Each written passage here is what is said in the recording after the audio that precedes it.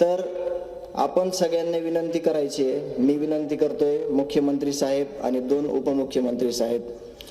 मी खरं तर आज वेगळं बोलणार होतो, पण आता मला महत्त्वाचं कळलंय की इथं बऱ्याचशा लोकांना ही गोष्ट माहीत नाही की तिथं बीड जिल्ह्यात नेमकं घडलंय काय, तिथली कायदा व सुव्यवस्था नेमकी आहे काय आणि याचं कारण आहे काय हे आपल्याला कुणालाच माहीत नाही.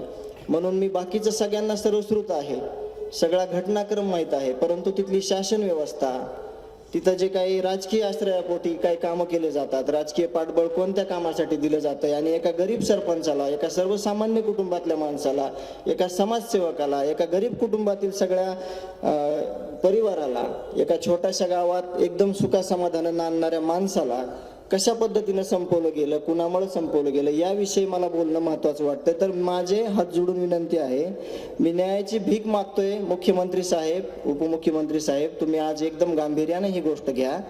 28 मे 2024 ला ही पहिली घटनेची सुरुवात झाली. एका उच्चपदस्थ व्यक्तींना आवादा कंपनीच्या दोन्ही मॅनेजर आणि स्टोअर इंचार्जला अपहरण करून याच लोकांनी एका काळ्या कलरच्या स्कॉर्पिओ गाडीमध्ये घेऊन गेले आणि अपहरण करून त्यांना जे काही त्यांची काही मागणी असेल ती मागणी पुढं झाली का नाही माहीत नाही, परंतु या गोष्टीची दखल घेऊन त्या कंपनीनं 29 मेला यांच्यावर FIR दाखल केला.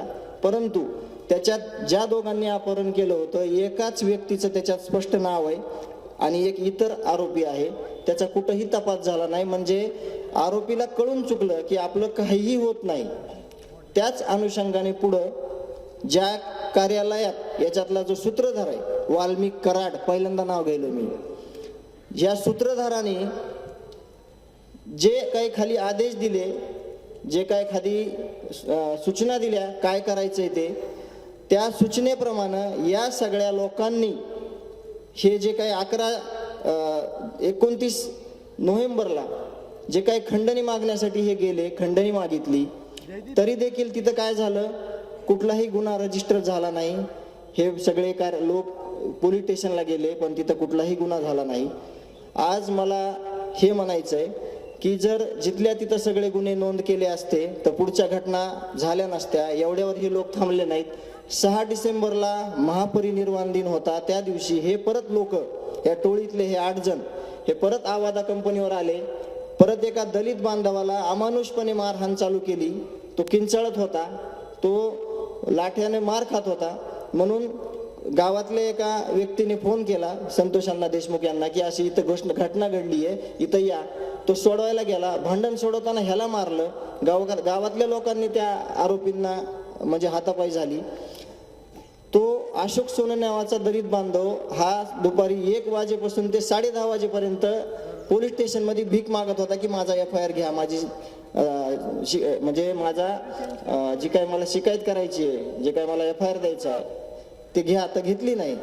का घेतली नाही तर यांना हे राजकीय पाठबळ मिळालं होतं. ह्या जे 1 नंबरचा आरोपी आहे, बीड जिल्ह्यात अशी गोष्ट आहे की आरोपी सांगल त्याच्यावर FIR होणार आणि आरोपी ज्याच्यावर नाही सांगल, म्हणजे ज्या गोष्टी आरोपी सांगल त्या गोष्टी या आमच्या बीड जिल्ह्यामध्ये आतापर्यंत होत होत्या. मुख्यमंत्री साहेबांनी जे कर्तव्यदक्ष कावत साहेब आहेत त्यांची नेमणूक केली, परंतु खालची लोक अजून तसेच आहेत. ती अॅट्रॉसिटी घेतली असती तरी देखील हा गुन्हा घडला नसता. आणि संतोषांना तिथे गेले म्हणून वरून आदेश आला. वरून आदेश काय स्वतः दिला नाही, यांना राजकीय पाठबळ आहे. याच्यातून मला एक सांगायचंय की जर जिथल्या तिथं गोष्टी झाल्या असत्या तर ही घटना घडली नसती. घटना घडल्यावर सुद्धा बघा तुम्ही, मुख्यमंत्री झाले, उपमुख्यमंत्री झाले, मंत्रिमंडळ स्थापन झालं आणि आता परत 2.5 महिन्यानं तोच घटनाक्रम चालू झालाय. जी गोष्ट पहिल्या दिवशी करायचीच नाही ती केली आणि 2.5 महिन्यानं ती काढली.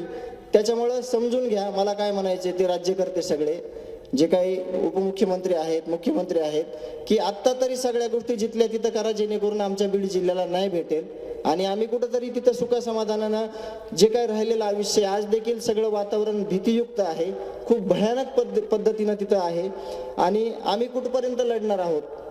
आम्हाला सगळ्या गोष्टीची एक खूप मोठ्या प्रमाणात भीती आहे. यांचं खूप मोठं जाळं आहे गुन्हेगारीचं, खूप गुन्हेगारी वाढलेली आहे. त्याच्यावर प्रामुख्यानं सगळ्यांनी विचार करावा. मला जास्त काही बोलता येणार नाही कारण का मी मला काल प्रश्न विचारला पत्रकारांना की हे तुम्ही 3 महिने कसं सावरलात, तर त्याचं उत्तर माझ्याकडे असं होतं की मी कुणाला सावरलं नाही, कुटुंबाला सावरलं नाही. या सगळ्या 18 पगड जातीतील लोकांनी, सर्व धर्मीय लोकांनी, समाजाने कुठंतरी आम्हाला सावरलेलं आहे. म्हणून आम्हाला कुठंतरी लढायची, न्याय मागण्याची हिंमत होत आहे. तसेच तुम्ही आमच्यासोबत कायमस्वरूपी राहा. आमच्याकडून कुठलीही गोष्ट चुकणार नाही, आपणही चुकणार नाहीत.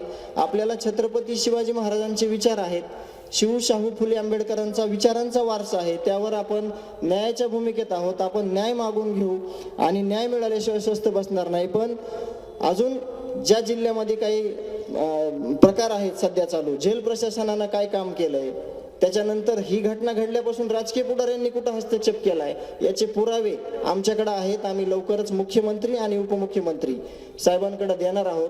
ज्या गोष्टीचा हस्तक्षेप या प्रकरणात होत आहे, उपमुख्यमंत्री साहेब त्या गोष्टी तुम्ही काढून टाका. तुमचं काही नुकसान होणार नाही, ह्याची शाश्वती मी तुमच्या सगळ्यांच्या वतीनं देतो.